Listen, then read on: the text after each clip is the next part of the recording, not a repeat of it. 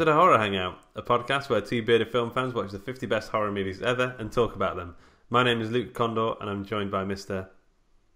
Ben Errington. Hello, Ben. How are you? Hello. Just the two of us again. Just the two of us, yeah. Dom, we'll get the expert, the zombie expert in. Dom, the zombie expert, when we do another zombie film, which it will happen at some point soon. It will. Yeah. Oh yeah. So last week we talked about the Day of the Dead, and then this week we're talking about a film that I really, really like. I'm just going to say it out of the gate. I really like this film, Drag Me to Hell. You sound so keen. I know. I was really happy that it was on the list. I really want to watch it again. Do you want to tell us a bit about it? I'll tell you a little bit about it. So, Drag Me to Hell is a 2009 American supernatural horror film co-written and directed by Sam Raimi. Brief premise: a lone officer who evicts an old woman from her home finds herself the recipient of a supernatural curse.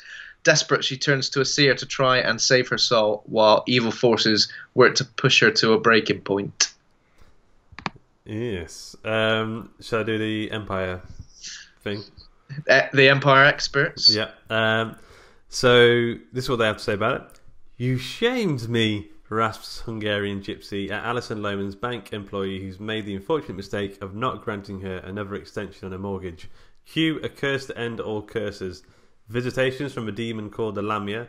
While the punishment doesn't seem entirely proportionate, the results offer a wild, raw, and wickedly entertaining ride of Sam Raimi at its funhouse best throughout.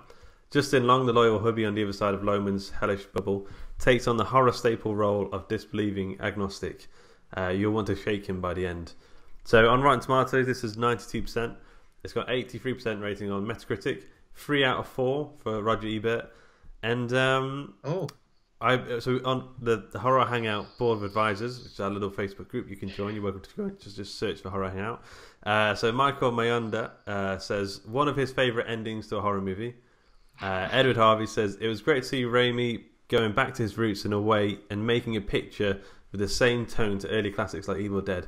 Only difference is he had a lot more money to work with, which can't be bad when he seemed to have the full creative freedom without studio interference. And then Johan Chipol says I adore this film. It is the perfect tone of dark comedy and genuine scares that only Sam Raimi knows how to pull off. It fits in the Evil Dead universe, as you can imagine Ash walking into this flick at some point, and it wouldn't seem out of place. Plus, Devil Goat for the win. So, yeah. So I think most of it like it. I mean, did you like it? Have you seen it before, Ben? Yeah, I've seen it before. I've seen it a couple of times, I think. And what do you think? Are you? What do I think? Hype train. Yeah, I'm definitely a passenger on the hype train. I mean, I'm not driving the hype train. Yeah. I'm probably not even in the first carriage of the hype train. Yeah. But I'm on the hype train, and I'm on the same destination as you guys. Not first class, but you're on the. Yeah, I'm not first class. I'm at the back. I'm with the shit munchers, you know. Sure. The shit munchers. Yeah, you have to pay to get out of that. No, it's free. Okay. Yeah, I mean, it is utterly ridiculous. It's like relentless, ridiculous, horrible, hilarious, disgusting.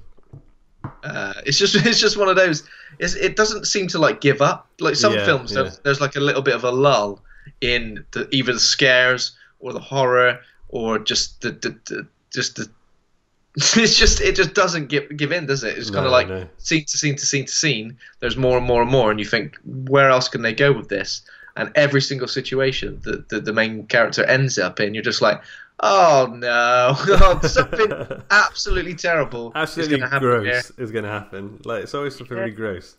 Going to visit her boyfriend's parents, just working, and I just think every single thing. Yeah. Something absolutely terrible is going to happen. There were a few things, even though I've seen it a couple of times, there are a few things I kind of forgot about. And me too. I've seen it like 4 or 5 times already, and I still jumped at a few of the bit, and I still went, "Oh, that's gross." So in terms of like jump scares, I mean, there are a lot. Yeah. But I mean, it is kind of constant, but it doesn't feel too cheap. It kind of just feels like it's part of it, and you just think, "Oh, what's going to happen next?" Whereas with other films, they kind of like throw in a jump scare, and you feel like it's a cheap jump scare, and you don't feel like it's a genuine one at all. There are a lot of decent, good jump scares in this, where you get one jump scare, and then you get a couple more here, and then one. It's like jazz jump scares, isn't it? You're gonna get like one, ba ba ba ba ba.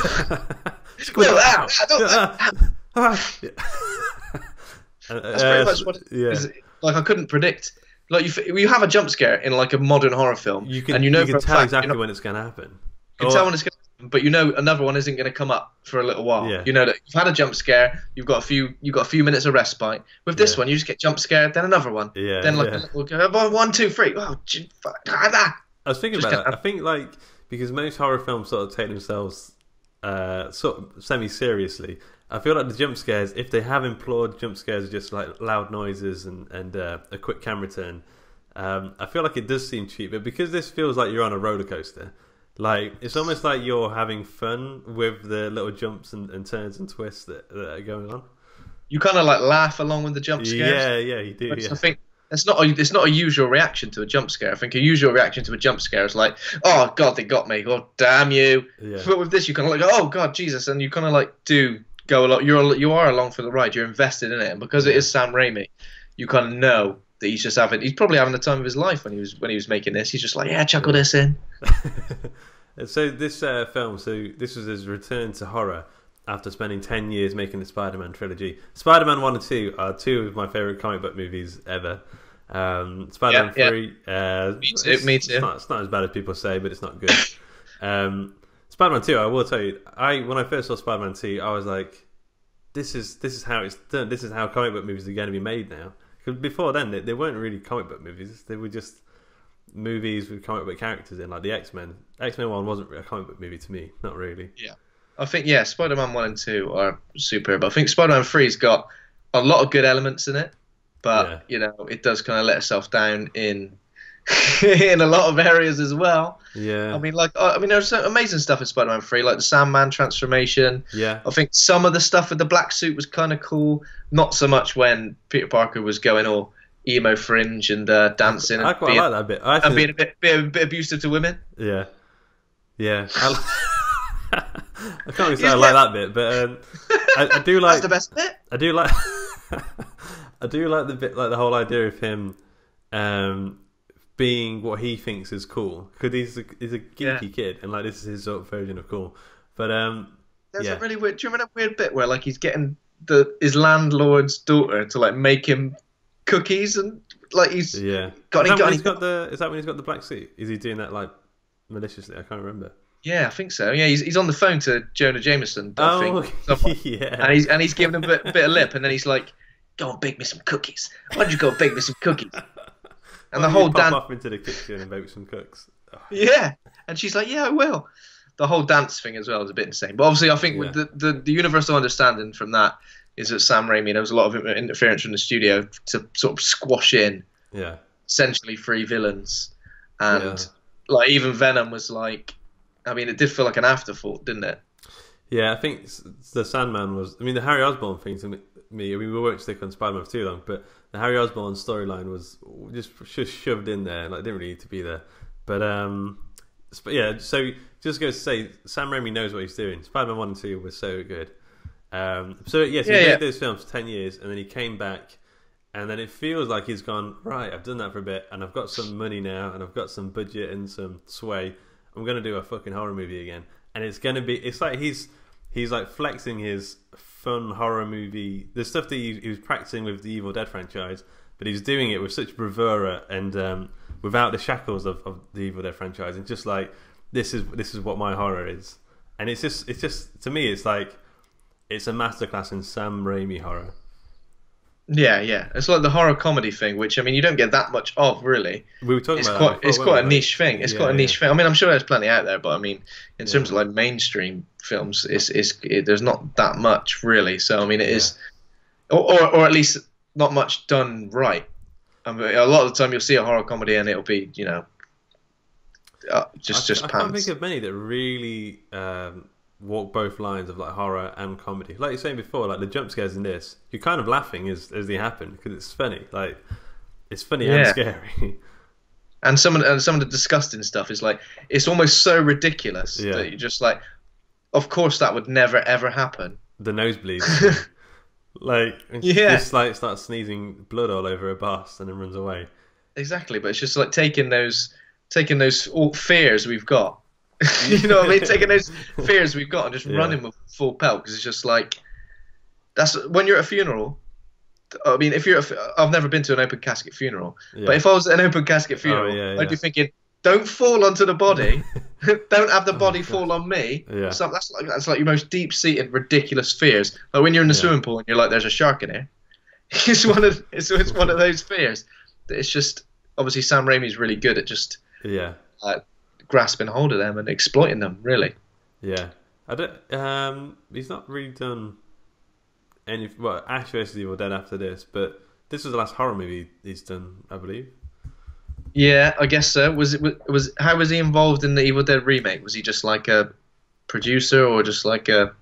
I imagine he's probably some sort of executive producer at least. Yeah, probably, or maybe he wasn't that much to do with it, and they've just gone and slammed his name on it. Yeah, maybe. But yeah, so it's just to say like it's a good film. Like it's such a simple story, really. Like a woman gets a gypsy curse, kind of like an old fashioned story, but it's just told with such like panache. It's amazing. Just to get more into the story then. So the key players in the story, you've got Alison Lohman playing Christine Brown, who's sort of from the country. She lives in the city now, and she's a bank loan manager. She's the kind of person who wants to improve in life. I think she's got a bit of like an inferiority complex. She doesn't want to remain that little girl from the country. She wants to speak. Like right at the first scene, we see her driving and she's practicing her pronunciation. So she's trying to like improve herself and become better. And then you've got Justin Long who plays her fiance or boyfriend. I think it might just be boyfriend. Clay Dalton. Justin Long's great in most things. yeah. But then he's good in horror as well, isn't he? He's just got one of those, such a reactive face. Yeah. Like he does the absolutely shocked and in horror face. Yeah. Better, like just this look in his eyes where he's just like absolutely scared shitless. I think I can't think there are many sort of like. There's moments in this where like, so he's genuinely terrified in this. Like I'm thinking like the last scene when he's got the same facial expression he had when he got a spanner to the balls in Dodgeball. Like, he's got the same like teary eyes. It's the same feeling. Yeah. If you could dodge a wrench, you could dodge a ball. If you could dodge a gypsy curse, you could dodge a ball. I'm Patches O'Houlihan. That's such a good film as well. Uncanny. Yeah. And then you've got Mrs. Sylvia Garnush, who's a Hungarian gypsy, who plays the curse. And then so you've got the medium. So there's Ram Josh, who is like the level 1 medium. He's like the one who says he's quite good at talking spirits and stuff, but he doesn't know that much. And then you've got level 2, which I think her name is Sandina. So we see her. We see her in the prologue, don't we? Yeah, that's right. Yeah, prologue and the sort of more towards the climax of the film. And then just to sort of lay the scene in Christine's work. So in her bank, there's Jim Jacks, her boss, and then there's Stu Rubin, who is like this crafty ass weasel sort of guy. Oh, he's crafty. He is ever so crafty. Who wants to steal the job? Ass weasel. I imagine that's the kind of insult that she would say is an ass weasel. Okay, so the story itself. So there's a prologue scene. In fact, I would say it opens with this title sequence that reminded me of The Devil Rides Out. Do you know what I mean? Because it had all like the really old school illustrations and a similar sort of dramatic sort of orchestral music. And it pretty much tells you exactly what's going to happen in the film in those illustrations. Because it says 3 days, and then then you're going to get dragged to hell. Like it gives you exactly what's going to happen in the entire plot just in those illustrations. But then we open with Sandina. I think it's like the 70s or something. And then there's this family, and they've got a boy, and he's needs an exorcist or something. He's been seeing demons or something like that. And they take him to see Sandina. This, like, I'm trying to remember the first time I watched this, I had no idea what to expect, and then I was actually quite scared at this opening prologue. It's kind of like a haunting little scene. Yeah. It was done pretty well, wasn't it? I think the opening scene, you kind of like set up for what we were to expect. It did feel a bit out of place initially. I didn't remember it. I was a bit like, what's this bit? I didn't. Yeah. It's weird what you remember of this film, which is essentially just the ridiculous moments. Yeah, I'll tell you about the bit I remember most. It's not too far into the film, but so she fails basically. Sandina, she fails to save this boy.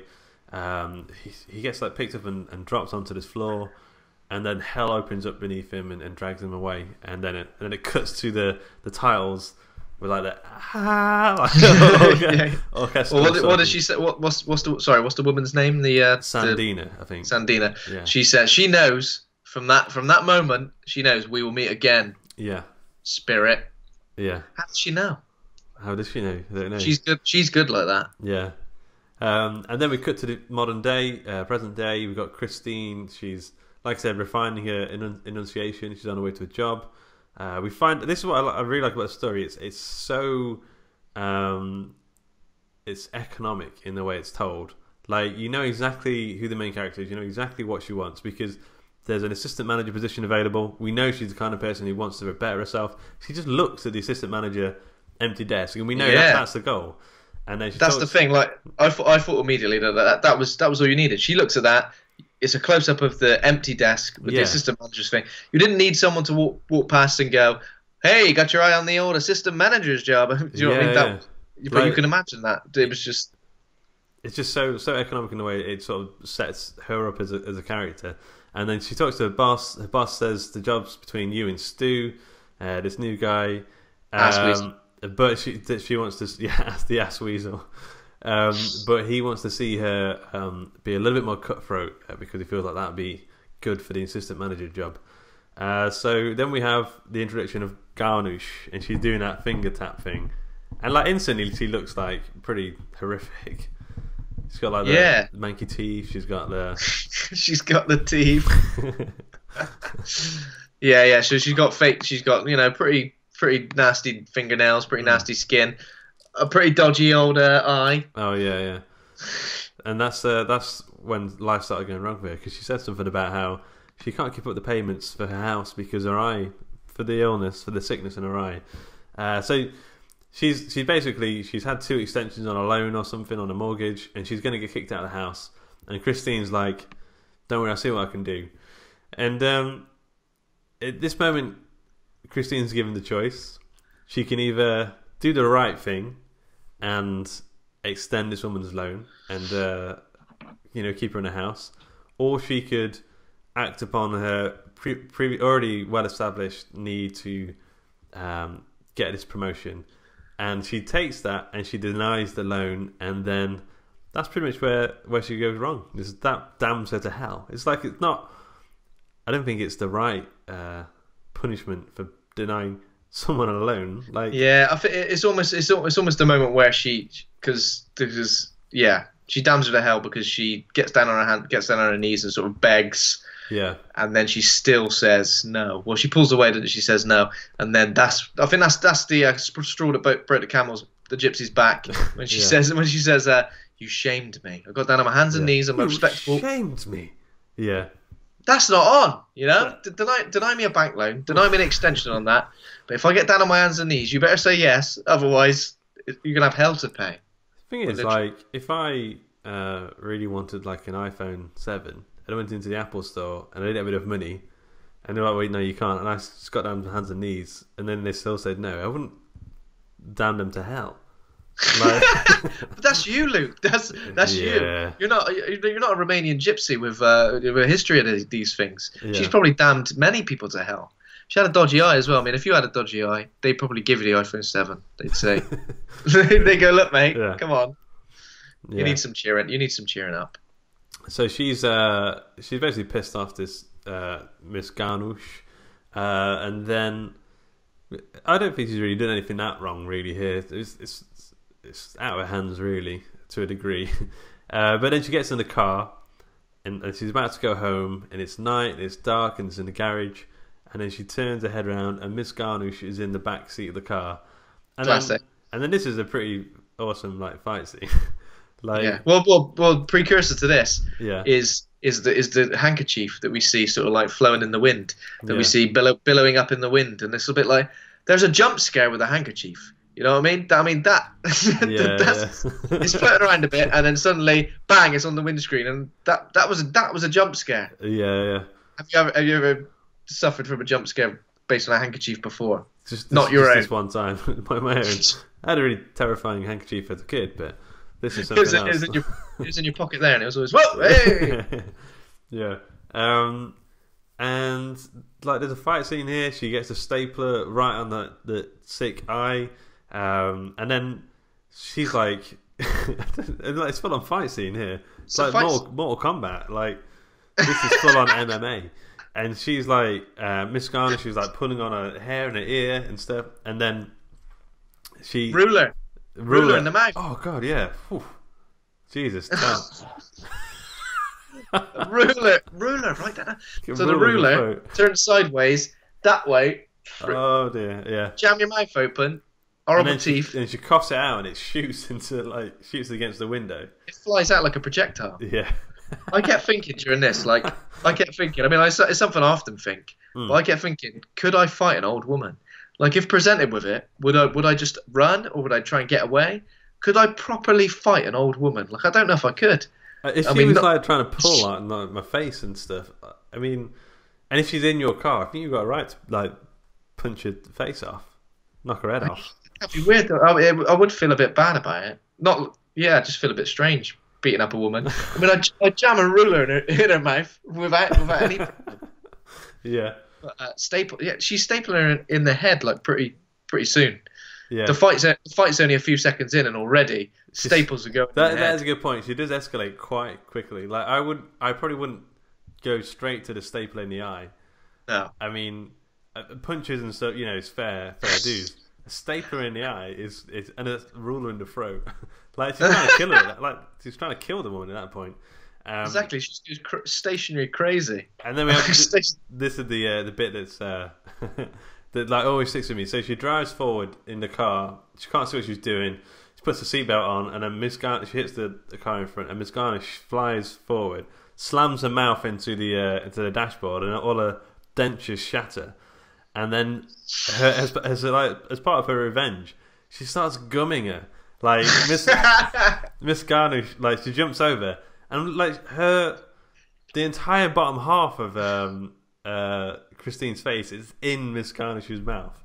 It's disgusting. Like just that whole idea, like all the saliva, strings of saliva are like falling away and stuff. It's just gross. I quite like that bit. Oh god. It was horrible, wasn't it? It was a bit like initially I was like, what is happening? Gumming her, sucking her whole half of her face. Yeah. This part of her face in an old woman's mouth. I mean, then I'd probably start stapling her in the face. Yeah. If I ended up like that. I would say so. A lot of this film, I think, is about stuff going in and out of mouths. Like that seems to happen. That's like a very common recurring theme in this. Yeah, but again, I think that's Sam Raimi just really trying to focus on some of our deep-seated fears, which is, I mean, we don't want stuff in our mouths. I mean, we want some stuff in our mouths, but most stuff we don't want in our mouths. Yeah. Or coming out of our mouths. You know what I mean? That's all these deep-seated fears of horrible. You see someone disgusting, probably one of the first things you're gonna be thinking is, I don't want it anywhere near me. Secondly, I don't want it in my mouth. Yeah. Well, that's my way of thinking anyway. I don't know about you. No, actually, a lot of things I think I really want that in my mouth right now. Get it in and around my mouth. So anyway, the fight ends with Christine locks her out of the car. She's like, "I won, bitch! I won!" Because Christine's a bit of a badass actually. She gets all country on her, but then there's a bit of a scuffle, and then Garnush takes the button from Christine's coat, curses it, and then gives it back to her, and then she disappears. So Christine passes out for a little bit, I imagine, and then Garnish is gone. But the curse has been set. It's happened now. The curse on the button. Yeah. Anything but the button. Yeah. So then the police come, they take her details, and then her boyfriend, Justin Long, comes and picks her up. And then they go for a little walk, and she feels really bad about something. She feels like something's wrong. Already she knows something wrong. And then they go past a medium psychic reading sort of place, and she goes, I want my fortune read. And then they go in and they see, what's his name again? Ramjas. Ramjas, yeah. So he's a young psychic, Yeah. and obviously, he tells Christine, "Someone ain't right. Someone ain't right with you." Yeah. So. Oh yeah. So he's like reading her, and then he sees there's a really like the flash in the face sort of demon thing, which is kind of cheesy again, but I actually still found it quite effective. Like, Yeah, well, I think it kind of works. Something like that's quite classic, isn't it? Because you get something like that and say, the Exorcist. Yeah, yeah. I think, especially at a moment like that, it's kind of a little bit unexpected, maybe. So that was quite effective. But yeah, he immediately knows something's wrong. You got a dark cloud hanging over you. You're screwed, basically. That's what he kind of works out. But obviously, Justin Long's character is kind of playing the old. Oh, it's all bullshit. Yeah. Yeah, come on, mate. It's all bullshit. Come on. We all know you're trying to take people for a ride. Don't tell her she's got a curse hanging over her. Jesus. I mean, she's hard work as it is, you know. And even though he tries to give her back the money, he still says that guy was having was on. He's a con artist. And then he does, because he does take the money eventually. Does he? I didn't get that. Yeah, he just goes to you. No. Take the money back. Not too late. No. Too late. One-time offer. Not all of it. Jesus. Not all of it. You've got kids to feed. By kids you mean goats, I think. Yeah. So goats. Then Christine goes to bed and she has these weird nightmares. A fly lands on her mouth. It goes up her nose, and then into her mouth. I thought that was pretty gross. The nose and then the mouth. It was persistent, that fly. Yeah. I just kept thinking, get out of it. Leave her alone. See, things going into mouths again. Things going into mouths and up noses, up one nostril and out the other. Yeah. And then this invasive. Bit grossed me out again as well. So she wakes up, turns to look at Justin, but it's Garnish's corpse. Garnish's corpse, it like rolls onto her and then like vomits up like just a load of bugs, like and insects, and it looks to me like it really catches in Christine's throat. Like, I don't know how Alison Lohman, the girl who plays her, like, it's a really good job because it genuinely feels like all of these bugs have gone into her throat. It's horrible. Bush Tucker trial. It reminded me of. Yeah. Yeah, but obviously that was just a dream. Yeah. It was all a dream. Yeah, but then the next day at work is another bit where she starts sneezing up blood, and like I'm telling you, this is like in Evil Dead 2 where the walls are like shooting out blood. This is like unreal amounts of blood shooting out of her nose onto her boss. Yeah, this is, and they all seem kind of like a little bit put out by it, a little bit disgusted. It's like if someone's bleeding that much, just like at work or wherever, you'd be like, oh my god, don't let her leave. She's. Did some go in my mouth? Did you see any go in my mouth? He'd know. He'd know. Irony. It was. Yeah, it tastes like keys. Freshly cut keys. Yeah. So then, like Christine, at this point, like Christine's like, "There's definitely something wrong. I'm gonna go see Garnish, and I'm gonna say, look, sorry about the lone like. Can you get this curse off of me?" But then she gets there. It's real inconvenient, isn't it? This curse. Yeah. She gets there, and then she meets Garnish's daughter or daughter-in-law, and then it turns out Garnish is actually dead, and it's actually a big funeral. Then she goes to the corpse, and these. By the way, it says they're Hungarian gypsies, but I mean, I've got a Hungarian family. They don't look. They don't speak with Hungarian accents. They speak with like Russian, like Ukrainian accents. Yeah. Just a little point I noticed there. Just a little point, you know. Come on, I got Hungarian guys. Yeah. Did we work out how she apparently died? Oh, I don't know. Does it even say? I thought she just natural causes, staples to the head, ruler in the mouth. It could have been any of those things. Could have been, yeah. She looked pretty ill the very first time we met her. So even if she gave her this extension, she'd be dead. She's going to die the next day. Dead anyway, yeah. Oh, hindsight, that is. Yeah. Should have done it. Now I've got a curse on me forever. And then this is that bit you were talking about earlier, where she falls onto the open casket, rolls over, and like this horrible gunky snot stuff starts spilling out of Garnish's mouth into her mouth. Embalming fluid or something like that? That's what it is, yeah. I thought it might be. But it's great. I got a little bit of acid reflux just from thinking about it. Yeah. Dead juice going into your mouth. She also, the corpse, this happens 3 times, manages to grasp onto Christine's hair and like yanks out a chunk of her hair. Yeah, 3 times. Get off! Bloody corpse Christ. coming at me, nicking my hair. Got like sellotape on her hands or something. Why are her hands so tacky? That's what they did before she died. It was like some sort of ritual, some Hungarian ritual. Yeah. Well, put double-sided tape on the hands because in the afterlife, not got much grip. Yeah. So got to go sticking onto stuff. Hairy hand. That corpse has got a hairy hand now for the rest of its days. However many days it's got left. Yeah. However many days it's got left before it's worm food. So this is when she goes back to see Ram Joss, and she says, "Look, I need some help." And he says, "The spirit is the Lamia, and that after 3 days of torment, which like increasing levels of torment, it will take her to hell." And he said, "Well, you could try sacrificing something. You could give that a go. There's no guarantees, but it's worth a shot." And then she goes home, and then there's this. Well, that's when she says, "I'm a vegetarian." Did she say she she goes to works at the animal shelter sometimes or something? She's like, "I'm a vegetarian. I'm not going to do that." And then he says, "You'll be surprised what you're willing to do when this curse is ruining your life." Well, this bit I found quite scary as well, when the shadow's coming up the stairs after her. So she goes home, and then the shadow of the goat, and this is very Sam Raimi as well. It's like the shadows running around. There's like laughter, and then when she looks, the camera like tilts like slightly to the left to show like something odd's happening now. Like that happens in Evil Dead a lot, and it's really effective. I don't really see anyone else do that kind of thing. I guess you couldn't do that, and people not go, "Oh, that's the Sam Raimi move." But so the shadow of the goat follows her up the stairs and like picks her up and starts swinging around the bedroom and lobs her into the cupboards, and then she's like, "Come here, kitty," which is a horrific scene. She makes a pretty snap decision.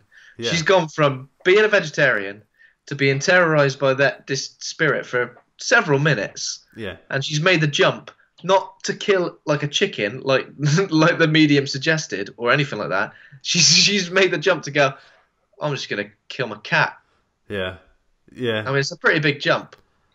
I do wonder about that bit. Like, so in screenwriting and filmmaking, there's a whole idea of save the cat, which is this idea that if a character saves the cat, they will forever be liked. They will elicit a certain amount of respect from the audience. But like, is this supposed to make us sort of think, "Oh no, yeah, she does deserve to go to hell a little bit because she killed her own kitten," like, or is this just a bit of fun? Yeah, maybe it's a play on that then, if that's a thing, or maybe because I don't feel it's not like I feel annoyed at her for killing the cat. I'm a bit like, why did you? First of all, why don't you kill something else? Yeah. That's the first thing I thought. Why did it have to be your pet? Is it just because you're like, I need to kill something now? Yeah. It doesn't matter what it is. I've got to kill something right now. Somebody give me something to kill. It's your proper... what's that film called with a stabbing? It's like a Scream murder. So she like just stabs the kitten. And like so much blood squirts up from the kitten. Like there's not that much blood in like a human body, I don't think. Like it's unreal. But she buries the kitten, and then she starts to feel better. And then Clay, Justin Long's like, "Okay, so we're going to my mum and dad's for dinner. You still want to come?" Oh, yeah. And then so obviously earlier in the film, I don't think we went over this, but she goes to visit her boyfriend at work, and then she overhears him having a conversation with his mum, where she's trying to hook him up with someone else who's apparently. I don't know, go play tennis or something. Apparently she's like a trainee lawyer and she's respectable and she could look after him and all that stuff. So already the main character, what's the main character's name again? Christine, yeah. Already Christine is like feeling a little bit insignificant. Yeah. Well, not insignificant, but not good enough. Inadequate, I think. Inadequate, yeah, that's what I mean. Inadequate, and obviously, and now she's putting herself through the through the travesty of having to go and meet the parents. Yeah. While she got a curse on her. And like, what she feels like, I think after killing the kitten, I think she thinks the curse has been lifted. Or like she says, immediately. She says, "Oh, I think it's going to be okay now. I think we're going to be fine." But then she goes to the dinner, and it does seem to be okay for a while. And we've all been in that situation where you go to the partner's parents, and it is like a ridiculously sort of stressful. you're trying to be on your best behavior and stuff. And then she sees. I'll tell you what, I do want to talk about this one bit for a second because I think this is an amazing little scene where they talk about the cat at the house, and then she goes, "Oh, I used to have a cat," and then just in long says, "You have a cat," and she just looks at him with such well, I don't know, maybe like, like I can't really describe it. But like she just says, "Well, they just come and go, don't they?" It's like the way she looks is like, yeah, I do have a cat. Like she just like it's such a a cat. I do. Like it's such a little performed like little comedy routine. I just love that bit. And I think it just shows like how good Alison Lohman is in this film. So I was thinking about this. Sorry to jump ahead, but Alison Lohman. Has she been in much since this? Because this was 2000. I don't know what she's been in before, and I don't know what she's been in after this. Because after this, she's only been in a few. It was 6 years until she was in something else. Something called the Vatican Tapes, and she's in a film called Officer Down, which I think is directed by Clown from Slipknot. Really? Maybe I've completely imagined that. Yeah. It's directed by Sean Crahan, I think that's how you say his name, but that's Clown from Slipknot. Yeah. So yeah, she's in that. I don't think that's out yet. That's just kind of a shame. Like I can't imagine anyone else being in this role and doing this, because she's essentially playing the Ash role, but a little bit more of a human. But she did it so well in this. Like she has the attitude, she has like the comedy chops, and she's like believable all the way through. Well, the Ash role, but maybe the Ash role from the original Evil Dead. Yeah. Whereas, you see the human side of him a lot in sort of like the first 3/4 probably of Evil Dead. Yeah. Before he starts kind of kicking ass. But yeah. It's strange. It's strange because this could be like a career-defining role, really, when you think about it for somebody. But yeah, it's a shame she's not been in much since. Don't really know why. Yeah. She's in Hell. Oh yeah. Yeah. Spoiler. Okay, so she's at the dinner party.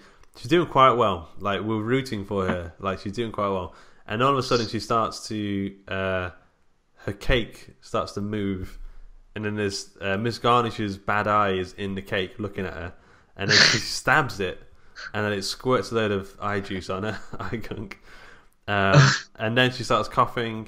She coughs up a fly, and then they all think that the cake that she made them all is full of fly eggs or something. And then she starts screaming at the door because she thinks the lamia is at the door for it. And then, so basically, it doesn't end well at this dinner. Come out to play. I've had enough of you. And that's when Justin Long just goes, "Look, there's nothing there. God's sake, you're making a fool of yourself." Yeah, bless her. But then Justin does choose her, like. His mum says, as she runs away, like screaming and crying, his mum says something along the lines of, leave her, she's not well. And then he says, she needs me, and then follows her. So I think we get the idea that he's going to be with her through fucking Finn anyway. Because he's like, even though he doesn't necessarily believe this curse thing, he's still like there for her, isn't he? He's still like supporting her. I mean, at one point, we'll come to this, but at one point he kind of just goes, "Is the curse gone?" And she goes, "Yeah, I think it is." It's almost like it's just such a casual thing. Well, I think are you still cursed? I think he believes like it's that she believes it, and if she thinks it's gone, then it's gone. I think she's just being a bit superstitious or something. Yeah. But then this is the ultimate act of his support now, because she goes to Ram Just a third time, and he says, "Look, I'm good, but I'm not that good. You need to go see Sandina, who is the person from the start of the film who's already battled the Lamia before. But she's got experience. She has. She got experience. She's already beaten the Lamia. Well, she didn't actually beat him. No, she got experience witnessing the Lamia drag someone to hell. She's got this is a grudge match. She's been developing her skills. You know, she's get her XP up, and now she wants to go again. But he did say, "But this is going to cost you 10 grand to do this." I think she sells a load of stuff, but then Justin Long says, "I'll pay for it. I'll pay 10 grand." What does it cost? 10 grand? Sandina costs, because it puts her life at risk when she does this kind of thing. She demands $10,000. Doesn't seem like a lot, really, for what you're going to be sacrificing. Yeah. I'll do this thing, right? I'll do this thing. If she's going to save your life, it'll be a good deed. Battling a demon. It's going to be 10 Yeah. grand. How much? 10 grand. But you've been training for this your whole life. It's a grudge match. This is personal. Yeah, but got to live. You seen the size of this house? Yeah. Do you know what I mean? Upkeep on Mortgage that. on this is through the roof. Exactly. Yeah. I got three employees. No, I got one dude. They die every week. He's getting a new one in. The amount of money it costs to put an advert, like in the newspaper, Yeah. to get someone else in, And these are bloody Mexicans. They're cheap labour, and it's still costing me a bloody bomb. So yeah, 10 grand. I would love to see this film remade with Ricky Gervais playing the Sandina role, or Carl Pilkington. It's bloody Boilers on the ridiculous. blink. Bloody boilers on the blink. Okay, so just alongside that he pays for it, but he's not allowed to come. So it's only her, Ramjas, Sandina, and her assistant. I think his name's Milo or Milo. And then they're going to do a seance, and the whole idea is that they're going to summon the Lamia, and they're going to transfer his spirit into this goat. Of course, it doesn't go to plan. You get all these other spirits that turn up at first. So you get one that looks a little bit like the one from Insidious. Yeah, You know what I mean? a little bit. And then They all turn up to the party. They just are like, oh, come on! I've been invited to this party. Let's get involved. yeah, and you get more of the shadows, the laughing shadows running around, which I thought was a pretty nice touch. And then the Lamia comes, but where did she come? Where did she come first? Because she didn't go in the goat straight away, does she? No, she goes initially. Lamia goes straight into the young lady, the older lady. What's her name? Sandina. Sandina. Yeah, goes straight into her. Comes across the room, straight down her mouth hole, into the. Yeah, and then she manages to transfer it to the goat. Yeah. And then the goat, and then Milo goes to give the old machete to the goat, but then the goat bites him.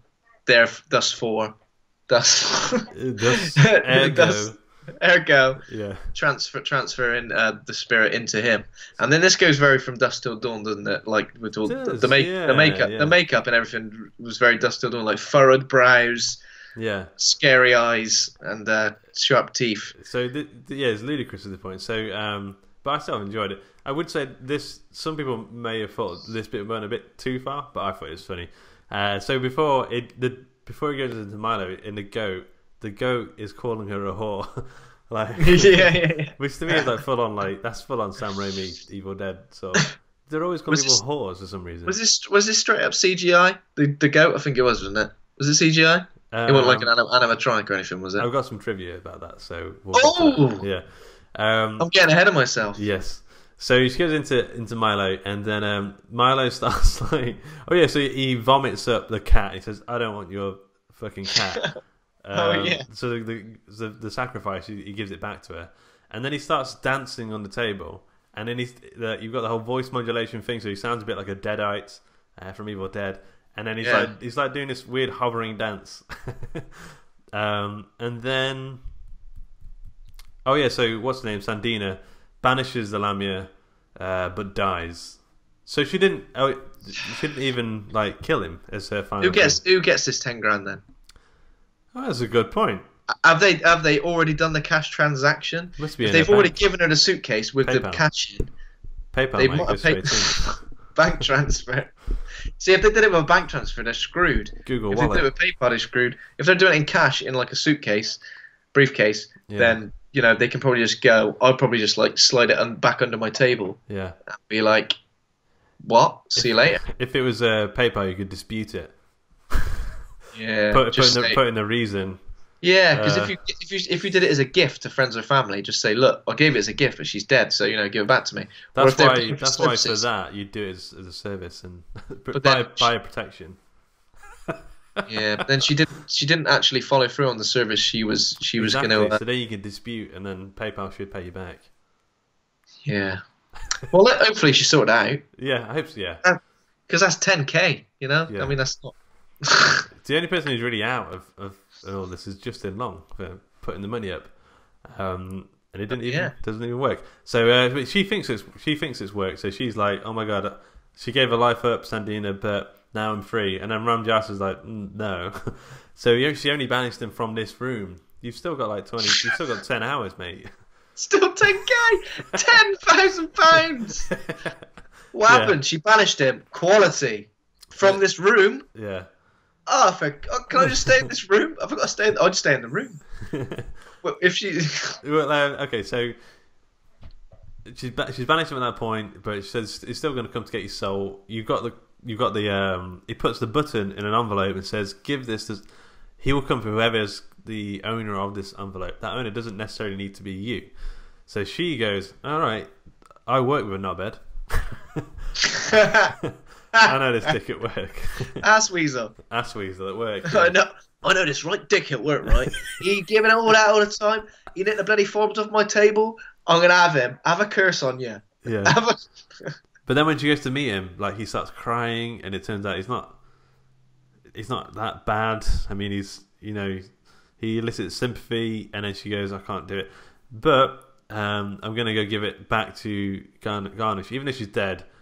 If she still gives it to the corpse, she thinks that will work. Can you give a gift to a dead person? I mean, that's the question there, isn't it?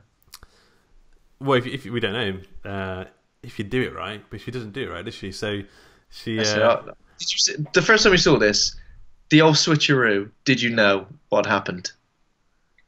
I don't think I did, because I don't really remember. But I don't think I did, just because I remember being a little bit shocked by the ending.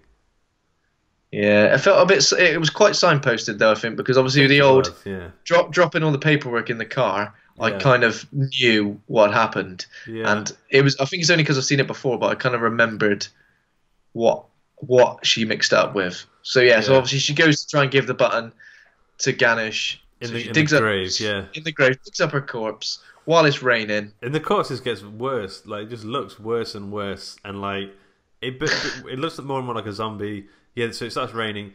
She slams the earlier, by the way, she said she gets in the car and she goes, "I'm going to get some," which is a sort of reply to Ash's which is really cool. She has a fight with the handkerchief. The handkerchief comes back, goes in her throat, catches it at the last minute with like a little finger and thumb. You remember that bit? Yeah, that handkerchief, for God's sake. Just throw it away, Jesus.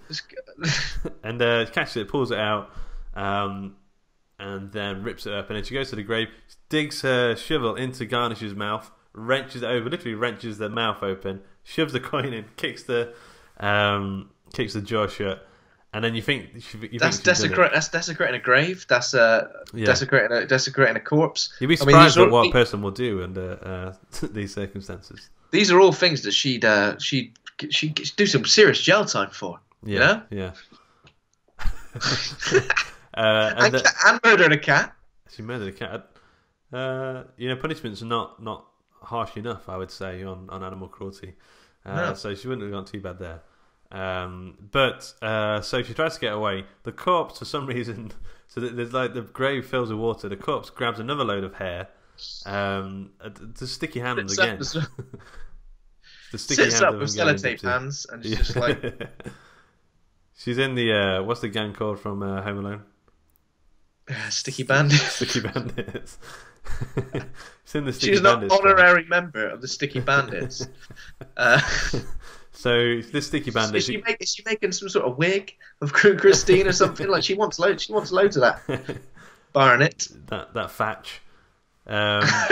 So then the sun rises and she gets out, and it's like, okay, whew, deep breath. You've done it. Like, the sun is rising. You haven't been taken yet. Everything's going to be okay. You have a hot shower.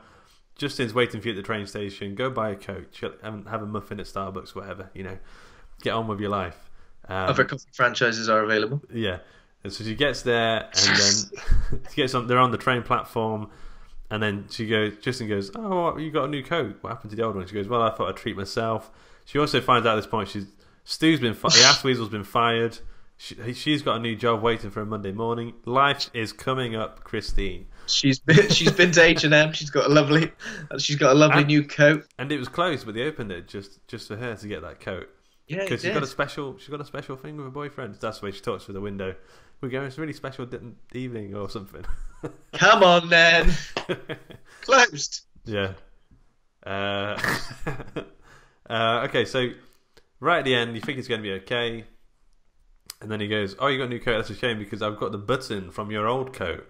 Our envelopes must have got switched up. And then Christine's like, oh, shit. Like, she got the face on like, you know, you go on holiday and you're like, oh, shit, I've left the fucking garage door open. And like... And then she's like stumbles off the platform. The oven on is full of free turkey. Ah! She stumbles off the platform, lands on the tracks, and then Justin Long, who all the way through has been like, "You've been talking not bullshit. I believe you believe it, but it's bullshit to me." And then the hell opens up, drags her away in the most vicious way possible. Like, skin's falling off of her and stuff, and like she's burning away, and the train goes over. Like, it's just a wicked. It ends on Justin's face with the whole. Ratchet to the to the bull's face, and then it cuts to Drag Me to Hell, the titles again, and then ends film. Such a good ending. It's a good ending, yeah. I mean, how's he going to explain that to anybody? He's not going to be able to, is he? CCTV, would they pick that up? They just see her go over the tracks, wouldn't they? The train. Yeah. It'll look like an act of suicide, I believe. Yeah. He's 10k down. lost his fancy coin. Lost his fancy coin, which was going to be like the crown jewel in his coin collection. Yeah, his favourite kitten's been sacrificed. Favourite kitten's been destroyed. His mum and dad think his taste in women is not savoury. Yeah, the girl from the tennis club, or the girl he was going to meet at the tennis club, is probably long gone. Long gone. She's probably found someone else. She's found a tennis instructor. Dave Johnson. Dave's Johnson. She's found a tennis instructor. She's cradled his balls. Yeah. Tennis balls. She's cradled them, and they've had a moment. and now his girlfriend's been quite literally dragged to hell. Yeah. In in a titular moment of a film that he's starring in, he don't even know. Yeah. Called Drag Me to Hell. I would like to see. You know, like in comedy films where the credits roll and then it cuts to like a little bit of an extra thing at the end. Justin Long going to Ram Josh and asking for a refund. Yeah. I mean, he'd be quite within his rights. Yeah. To demand a refund. Like, you tell me she'd be okay, but look, she went to hell literally. I want my 10 grand back. And I reckon he'd be like, "Don't take it up with me, mate. Come on, I mean, don't shoot a messenger here. Take it up with what's her name? Sandina, take it up with PayPal. Come on." Yeah. He doesn't like. I imagine he'll go to that office and it's no longer a medium psychic office. It's like just a standard letting agency office or something. Yeah, and he's like, "All right, I'll write the number of PayPal's customer services down. All right. Is that a new Rolex? What? No, not this thing. This old thing. No. Yeah. That fur got coat, a really fancy hat. Yeah. Yeah. That fur coat you're wearing. It is. Got a pair of Yeezys on. No. Well, just find them on the side of the street. Yeah. And then Justin Long goes to leave, and then he sees Ramjosh getting this like Porsche outside the shop. No, Ramjosh goes, "I'll go get your money. Just stay here. I'll be back in a sec." And then you just hear a car driving away in the distance, Simpson style. What, this old thing? What a rust bucket! Oh, my grandma gave me this. It's just a hand-me-down. Yeah, she passed away recently and left me 10,000 one big con. Yeah. Oh wow, yeah, that's probably the underlying plot here. So it's a long con. He jumps in the car with Garnish is like in like a bikini and like a fur coat. She looks like absolutely gorgeous as she's like driving away. Bikini. Bikini. And she just spits the coin out at him as she's driving fast. Hits him right on the forehead. She like flicks it up her phone and it lands by Justin's feet, and he picks it up and goes, "This is all I get. This is all I get back." Oh dear. So that's how it should have ended anyway. Well, it might have ended like that. I didn't stay and watch. Yeah, I I didn't didn't stand watch much. after the Yeah, credits. yeah. So this has been a long episode already. So I mean, let's quickly talk about the directing style. I think we've mentioned it pretty much throughout. It's full on Sam Raimi's horror comedy thing. So it's got the camera tilts. It's got like the when I like the bit where she kills the kitten. It gets all backlit. It's very old school horror movie. You got the laughing shadows, body fluids everywhere, voice modulation, people calling people whores, like demons saying you're a whore and stuff like that. That's very Sam Raimi. It was weird. It was like it was gross out. It was Yeah. over the top, but there wasn't that much super violence and gore Yeah. like at all. I don't know why it was rated. Yeah, that's a good point. Yeah, because it was gross, but there wasn't, and there was a lot of blood, but there wasn't anything. Nothing was getting decapitated or. No, like it wasn't like mega violent. I think Yeah. that was the thing. It was like horrible, and it was unsettling, and it was Yeah. gross out. But no, it wasn't super gory, was it? Yeah. So I remember, when we talked about Evil Dead, the Evil Dead #1. We talked about how the plot like meanders and doesn't really go in there anywhere. I say this again. This plot is extremely economic. Like every scene seems to shunt the story forward towards like the ending.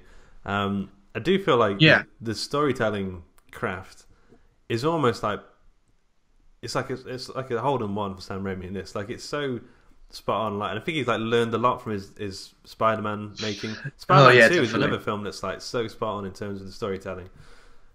Yeah, especially considering like Spider-Man 1 is an origin story, and I think they can always be really difficult with superhero films because it's kind of like the need to get the plot going. Yeah. And to get to the point where the superheroes costumed up and fighting is, but I think it is paced really well, and it knows when to take a step back as well. Like if you think about something like in Spider-Man 1, the dinner scene, when Willem Dafoe's there as well. Yeah. I mean, that for that scene to be there in amongst the sort of what's come and gone before, which is essentially like action sequences, for that scene to be there and feel like it serves the story and feel like it fits. Yeah. I think that shows what a good filmmaker Sam Raimi obviously I don't know and yeah. I don't know if he learned his craft in Evil Dead films. Like I think even Army of Darkness is like slightly slow in places. It's a great film, but it's slightly slow in places. And then he just seemed to get a lot better. Like his time in Hollywood making Hollywood films, he just learned the craft of like screenwriting, story writing so well. Yeah, so I mean, he co-wrote this with his brother, didn't he? So maybe that's got something to do with it as well. Maybe as a writing duo, they're a lot more. Yeah.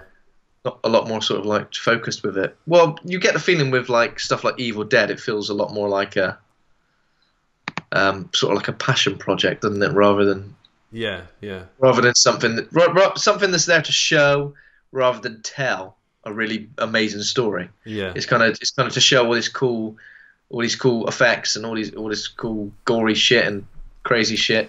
Yeah. Whereas obviously the other films he's worked on, he needs to tell a story, he needs to get from A to B with it. Do you think he's gone like, okay, so I made like the Evil Dead trilogy, then I did like the big budget Hollywood stuff, and like now he's like, okay, I know what I'm doing now. I'm gonna, because we know he revisits ideas and stuff, and he's like, I know what I'm doing now. Now I'm gonna do this genre of Sam Raimi horror, but I'm gonna do it fucking right. Like, and he'll probably come back to it again at some point in the future, and revisit it with new skills and well, we haven't got a Sam Raimi feature release in a while, have we? So Oz was so yeah. I mean, what's coming out soon? Is he doing anything right now? I don't know. Oz the Great and Powerful. What with James Franco? I've never actually seen that. I wasn't a big fan of that, to be honest. It's a Disney film as well. Interesting. Yeah, I don't know, but I mean, I'd like to see him come back to this sort of universe. Yeah, well, that was 2013, so it looks like it's four years between Dragon Me to Hell and Oz, the Great and Powerful. So, oh yeah, sure. He's just on his IMDb now, and he is a producer of a lot of stuff. He's producing Don't Breathe 2, The Last of Us film. Yeah, I think he was a producer on the first Don't Breathe as well. Yeah, I didn't get that far down. Oh, The Last of Us film. Yeah, Ash vs Evil Dead, the TV series. He was the producer on that. He was the producer of the remake as well, so he does a lot of that stuff. Yeah, I don't know, but I'm not saying he's just at home twiddling his thumbs, but I I remember in the Evil Dead remake, there's so the Necronomicon, the Book of the Dead, they're flicking through it, and the Lamia is in the Book of the Dead. So it did feel like they were maybe building a sort of connected universe, but then they sort of wrote off the Evil Dead remake and made the TV show. But I felt like I liked the idea that they were sort of connected in a way. I thought it was good. yeah. I think it's definitely believable that they would be connected. Yeah. Similar sort of vibe for the films, I guess. Yeah. Let me run a theory by you. So I think this film is actually about Christine's bulimia. Like, I think I read something about this a while ago, and it's stuck with me every time I watched it since. So it's all about stuff. So we know that she used to be a fat girl, or it's to her own mind she was a fat girl, because she's seen. Yeah. Someone said she's a fat girl, and then there's a photo of her in a cookbook, isn't there? And she's like the pork queen or something like that, and she screws the picture up. Yeah. So I feel like she's bulimic. I feel like it's all about her hard times growing up. So we know her mother was an alcoholic. The hair pulling thing, I imagine she either used to do it to herself, or her mother used to do it to her. Probably her mother used to do it to her, and her mother was probably always vomiting if she was an alcoholic. And every time there's food involved, if something bad is about to happen, like whenever she sits down to eat, something bad is about to happen, like the eye in the cake, and then she throws up a fly and that kind of stuff. And then there's the whole thing where she eats ice cream when she's depressed and thinks she's going to die. Like, it just feels to me like that's a big part of the film that doesn't really get talked about too much. That a lot of it probably is just relevant and thematically relevant to her traumatic childhood that we don't really explore too much. Yeah, interesting theory. I think it definitely makes sense. So almost like a lot of this stuff is sort of like representative of her bulimia and her downfall. Essentially, I wonder if like her inevitable downfall. I wonder if in the previous draft they had more of the childhood stuff in there, but just sort of cut it out when they didn't really need it. It would have been more thematically resonant. I don't know. But should we get on with the trivia? Yeah. Are you ready? Yeah. Okay. So the yellow Delta 88, which is on the driveway in the garden, is the same car as the one in the Evil Dead films. Yeah. I remember the car looking a little bit like that. Yeah, it's exactly. Yeah? Well, apparently it's exactly the same car. Oh, right. Yeah, it was pretty interesting. So when Sylvia Garnish attacks Christine in the car, she curses in Hungarian. I don't know how to pronounce it, but it's like "Az ordog Sajjalon Beled," and it means "Shall the devil fly into you?" Bellend. You bloody bellend. True. Yes. She also says Hungarian word "shatcha" or something, which means shit. No, it means bitch or whore. I know a bit of Hungarian, but not those shit house. Okay, so did you say so? That's 2 for 2. Okay, the script was written right after they wrapped up on Evil Dead 2 in 1992. I'm going to say that's false because false. You were good. You caught me out. They wrote this script in 1992 after they finished Army of Darkness.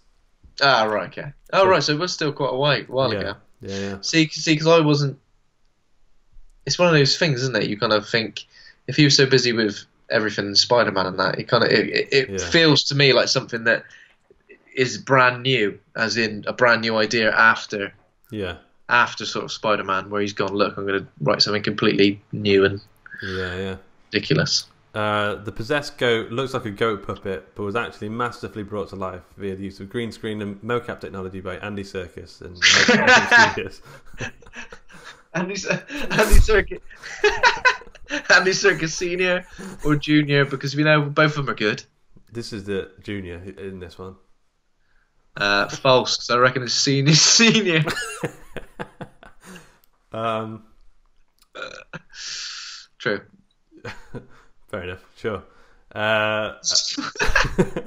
It's true and false. It's false. False. I think it's just, I don't know. It's just a puppet, I think. So a Lamia is actually a boogie woman, boogie woman from Greek mythology who stalks the countryside looking for children to devour. True or false?